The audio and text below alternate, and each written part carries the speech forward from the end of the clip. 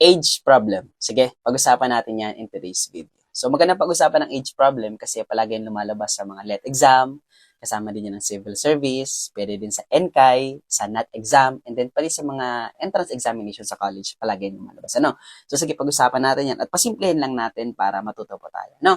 O sige, so question number 1, pag-usapan natin. Sabi dito, the sum of Leo and Mark age is 18. So, ibig sabihin, pag pinagsama mo daw yung age ni Leo at Mark, 18 sila. Ano? In 3 years, Mark will be twice as old as Leo. How old are they now? Ano po? So, ito yung mga options nasa baba. Ano? So, i-breakdown muna natin yung mga sentences. Ano? So, focus muna tayo sa first sentence, yung pinaka. Sabi doon, no? The sum of Leo and Mark age is 18. Ibig sabihin, may ibang edad yung dalawa, pero kapag pinagsama mo yung edad ni Leo at ni Mark, ang total is 18. So, ibig sabihin, magtatanggal muna tayo sa mga options ng dalawang edad na kapag pinagsama mo, hindi naman 18. O, tingnan mo yung letter A. O, 5 plus 14, ilan? 19. O, di ibig sabihin, mali na ang A. Tanggalin mo na yung A. Kasi sabi sa tanong, kapag pinagsama mo yung edad ni Leo at saka ni Mark, 18 ang total. O, pero yung letter A, 19. O, di mali na yun. Tama. O, tingnan mo naman letter B. O, 7 plus 14, ilan? O, 21. O, di mali na. Kasi nga, ang hinahanap natin, dapat yung dalawang, pag pinagsama mo, 18 nga sila. Ano? O, tingnan mo yung letter C. 5 and 13. O, 5 plus 13, 18. O, i-retain natin. Pero yung letter D, 6 plus 12, 18. O, ibig sabihin, nagtanggal tayo ng A and B, natira ang C and D. O, ang titingnan na lang natin yung dalawa, letter C and letter D. O, ngayon naman, proceed tayo sa second sentence. Sabi dyan, no, in 3 years. By the way, kapag may nakita kang in 3 years, o kaya naman 3 years from now, ang keyword mo dyan, addition, magdadagdag ka. Ano po? So ibig sabihin, kapag nagdagdag ka ng edad, so lahat ng characters daragdagan mo. Kapag nagdagdag ka ng 3 taon kay Leo, magdadagdag ka din kay Mark. Ano po? So samantalang kapag may nabasa ka naman na 3 years ago, so ibig sabihin, ang keyword mo naman dyan, subtraction. Ano po? So magbabawas ka. At lahat, babawasan mo yung characters. Ano po? So sabi dyan, in 3 years, Mark will be twice as old as Leo. O in Tagalog, pag nakalipas daw yung 3 taon, yung edad daw ni Mark ay doble na sa edad ngayon ni Leo. Okay po, naintindihan niyo ba yung sinabi ko? Kaya ngayon, titingnan natin yung letter C and letter D. Okay po? So, yung mga naunang edad, yun yung edad ni Leo. Yung nahuli naman na edad, yun naman yung edad ni Mark. Ano po? So, dagdagan natin pareho yung mga options. O, di ba yung letter C, 5 and 13. O, dagdagan natin pareho yung 3 taon. Ano po? O, 5 plus 3, that is 8. 8 na ngayon yung naging edad ni Leo. Makalipas sa 3 taon. Tapos naman, 13 plus 3, that is 16. So, ang edad na makalipas, that is 8 and 16. Ang tanong, doble ba yung edad ni Mark sa ni Leo? Ang sagot ay yes. Di ba? 8 and 16, doble. Kasi yung edad na ngayon ni Mark, 16. Which is doble siya sa edad ni Leo na 8. Gets ba yun? Pero di pa rin nagtatapos. Tingnan pa rin natin yung letter D. Dagdagan ulit. 6 plus 3, 9. Tama? 12 plus 3, 15. Ang tanong, doble ba yung edad ni Mark kaysa kay Leo? Ang sagot, hindi. Therefore, ang sagot natin dyan ay letter C. Kasi, doble ang edad ni Mark kaysa kay Leo. Ano po? O see, anong tinuturo ko dito? Kaya pala nating sagutan yung age problem kahit na walang complicated formulas. Ano po? Yun kasi ang kinagandahan kapag may mga options, kaya mong paglaruan yung age problem using options. Ano po? So, although pwede naman talaga siyang sagutan using formula, pero ang tinuturo ko dito, paano mo paglaruan yung mga options sa age problem? Age problem number 2. Sige, sagutan natin. Ano po? So, sabi dito, when Gwen is 14 years old, her father was 37. Now that Gwen's father is twice as old as Gwen, how old is Gwen? A, 20, B, 22, C, 23, or D, 25. Ano? O, sige, focus muna tayo ulit sa first sentence. Sabi dyan, no? When Gwen is 14 years old, her father was 37. O, question, sino mas matanda? Yung tatay o yung anak? Siyempre, yung tatay. Ano? Palagi naman na mas matanda ang tatay kaysa anak. So, ilan ang edad ng tatay ng father? Sulat natin, that is 37. O, ilan naman ang edad ni Gwen? That is 14. O, edad ni Gwen is 14. Ano? O, kapag tinanong, ilan pala ang agwat ng edad nila, nung tatay at saka nung ni Gwen, ang sagot ay 23. O, ibig sabihin, 23 na mas matanda yung tatay kaysa sa anak. Kasi mas matanda naman talaga ang tatay kaysa sa anak. Ano po? Ngayon naman, focus naman tayo ngayon sa pangalawang sentence. Sabi niya, no? Ngayon daw, now that Gwen's father is twice as old as Gwen. Ngayon, ibig sabihin daw, ngayon na taon, doble na ang edad ng tatay kaysa kay Gwen. O ngayon, ang tinatanong is, ilang taon na ngayon si Gwen? O para magawa natin to, simple lang, ano? Lahat ng mga nakikita mong options, dadagdagan mo ng 23.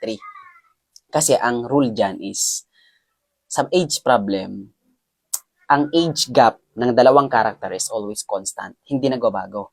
O, paano ko nasabing hindi nagbabago? Halimbawa, sabihin natin, 14 yung si Gwen, 37 si tatay. Sabihin natin, ngayong 2026, di ba? Ngayong 2026, si Gwen, 14, yung tatay, 37. Tama? Ilan ang gap nila? 23. O, sa sunod na taon, 2027, o, si Gwen na, magki-15, magpi-15, yung tatay naman, magta-38. So, ilan ang gap nila? 23 pa rin. Tama? O, constant nga. Walang pagbabago. O, 2028 naman. O, ilan ang edad ni Gwen? 16. Ilan ang edad ng tatay? 39. Ilan ang gap ng edad nila sa 2028? 23 pa rin. So, ibig sabihin, yan ang rule na sa age problem, kapag tumanda, tatanda sila lahat. Kapag nagdagdag ka ng tatlo, dadagdag silang tatlo. Kapag nagbawas ka ng tatlo, babawas silang tatlo. Kaya, constant. Sa anumang panahon, constant ang edad ng mga characters. Kaya dito, sabi sa tanong kasi dyan, now that Gwen's father is twice as old as Gwen, ibig sabihin, doble na daw yung edad ng tatay kaysa sa anak. So, ibig sabihin, lahat lang ng mga edad, dagdagan mo ng 23. O ngayon naman, tingnan natin yung mga options. By the way, yung mga options, ito yung edad ni Gwen. Ano po? O ngayon, tinatanong sa atin, ano dyan ang edad ni Gwen? Ano po? So, ang gagawin mo lang dyan, dagdagan mo lang yung edad ni Gwen ng 23. Kasi nga, ang agwat ng tatay at saka ni Gwen ay 23. Ano po? O tapos yung kakalabasan, yung total, kapag dinagdagan mo ng 23, ito yung maging edad ng tatay. Ano po? O for example, tingnan mo ang letter A. O letter A, 20. Edad ni Gwen. Plus, dagdagan mo ng agwat nila, 23. O 20 plus 23, ang total ay 43 years old ngayon yung tatay. O question, doble ba yung 43 sa 20? Ang sagot ay hindi. O di mali mo yung letter A. Gets ba yun? O ngayon naman, letter B. Anong edad ni Gwen? 22. Dagdagan mo ng 23, that is, ilan na? 45. O ang tanong, doble ba? Ang 20 sa 45, hindi pa rin. Hindi naman yung doble. O, tingnan mo yung letter C. O, dalawa na tinanggal natin na A and B. Tingnan mo yung letter C. 23 edad ni Gwen. Plus, dagdagan mo ng 23 pa yung agwat nila. O, 23 plus 23, edad that is 46. O, question, doble ba yung 46 ng 23? Yes, pag dinoble mo ang 23, that will result to 46. O, di, tama pala ang letter C. Pero may letter D pa rin. I-verify pa rin natin. O, 25. 25 plus 23, ilan yun? O, 48. Doble ba ang 48 ng 25? O, hindi naman. Tama? So, ibig sabihin, ang magiging sagot natin dito ay letter C. Ano po? Kasi sa edad pa lang 23, ang magiging edad ng tatay ay 46 kung ang agwat nila ay 23. Kasi constant naman yun, no? Age problem number 3. Sige, sagutan natin yan in today's video. Medyo mahirap na to, ano? Sige. So, sabi dito, ito yung problem natin. Jacob's father is 4 times as old as Jacob. So, ibig sabihin, 4 daw na beses na mas matanda yung tatay kaysa sa anak. Sabi dito, 5 years ago, he was 7 times as old as Jacob. Oh, how old are they now? Ito po yung mga options na nasa baba na nakikita niyo. Ano? So, sige, kagaya ng ginawa natin sa previous 2 questions, ang gawin natin ay isa-isayin natin.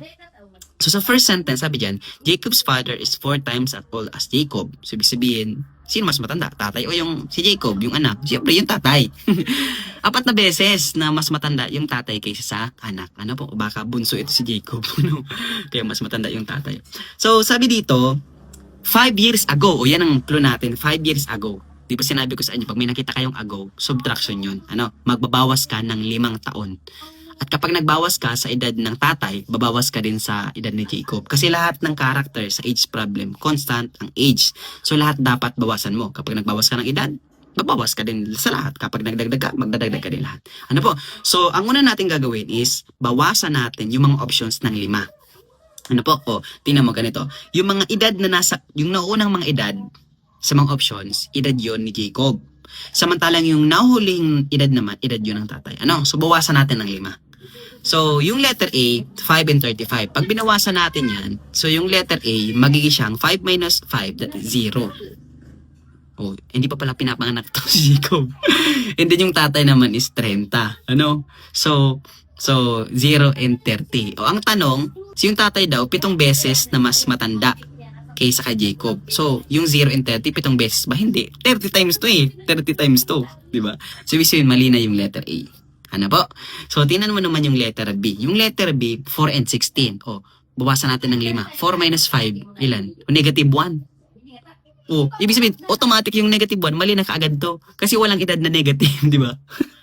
Ano to? Hindi mo pinapanganak? Hindi pa ginagawa? So, yung 16 naman, minus 5, that is, ilan? 11. So, mali na kaagad yung ano. Kasi may negative, wala man edad na negative. Ano, hindi pa pinapanganak? O yung letter C naman, yung letter C. 10 and 40, o bawasan natin ng 5. O 10 minus 5, that is, ilan? 10 minus 5, that is 5.